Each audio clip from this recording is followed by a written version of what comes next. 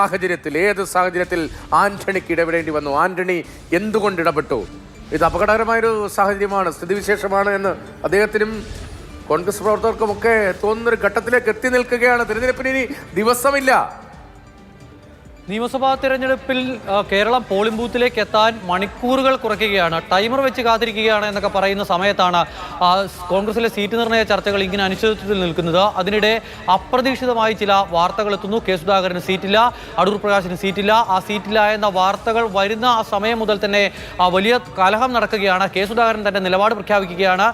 തിരഞ്ഞെടുപ്പിൽ താൻ മത്സരിക്കും, മാത്രമല്ല താൻ ഒറ്റയ്ക്കായിരിക്കില്ല, മറ്റ് പല സീറ്റുകളിലും തന്റെ സ്ഥാനാർത്ഥികൾ ഉണ്ടാകും എന്നുള്ള തരത്തിൽ കെ സുധാകരന്റെ പ്രതികരണം വരുന്നു.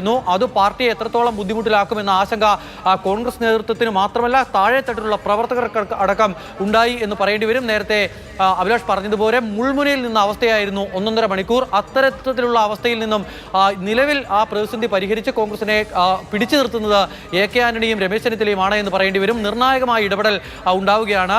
കെ സുധാകരന് സീറ്റില്ല എന്ന ഹൈക്കമാൻഡിന്റെ തീരുമാനം, ഹൈക്കമാൻഡ് നേതൃത്വത്തിന് ഡൽഹിയിലിരുന്ന് അങ്ങനെ തീരുമാനിച്ചാൽ മറ്റ് പല സംസ്ഥാനങ്ങളിലും, നേരത്തെ അഭിലാഷ് സൂചിപ്പിച്ചതുപോലെ ആന്ധ്രയിലും അതോടൊപ്പം തന്നെ മറ്റു പല സംസ്ഥാനങ്ങളിലും ഭരണം നഷ്ടപ്പെട്ടതിന് സമാനമായി തന്നെയുള്ളൊരു അവസ്ഥ കേരളത്തിലും ഉണ്ടാകുമെന്നുള്ള ഒരു ഓർമ്മപ്പെടുത്തൽ കേരളത്തിലെ പ്രധാനപ്പെട്ട നേതാക്കൾ ഹൈക്കമാൻഡിന് മുന്നിലേക്ക് എത്തിച്ചു. അങ്ങനെ മല്ലികാർജ്ജുൻ ഖാർഗെയെ ഇന്നലെ വീട്ടിൽ ചെന്ന് കണ്ട് അനുനയിപ്പിക്കാൻ ശ്രമിച്ച സുധാകരന് സീറ്റ് നൽകാനാവില്ല എന്ന് ഇന്നലെ നിലപാടെടുത്ത് ഖാർഗെയാണ്. ഖാർഗെ അനുനയിപ്പിക്കാനായി കേരളത്തിലെ പ്രധാനപ്പെട്ട നേതാക്കൾ, പ്രതിപക്ഷ നേതാവ്, അതോടൊപ്പം തന്നെ KPCC അധ്യക്ഷൻ, കേരളത്തിന്റെ സംഘടനാ ചുമതലയുള്ള ജനറൽ സെക്രട്ടറി KC വേണുഗോപാൽ, ഇത്രയും പേർ ഇന്നലെ മല്ലികാർജ്ജുൻ ഖാർഗെയെ വീട്ടിൽ പോയി കണ്ട് ഈ വിഷയത്തിൽ കെ സുധാകരനെ ഇങ്ങനെ പ്രകോപിപ്പിക്കരുത് എന്നൊരു കാര്യം പറഞ്ഞ് ബോധ്യപ്പെടുത്താൻ ഒരു ശ്രമം നടത്തിയിരുന്നു. പക്ഷേ ആ ശ്രമത്തിന് ഖാർഗെ വഴങ്ങിയില്ല.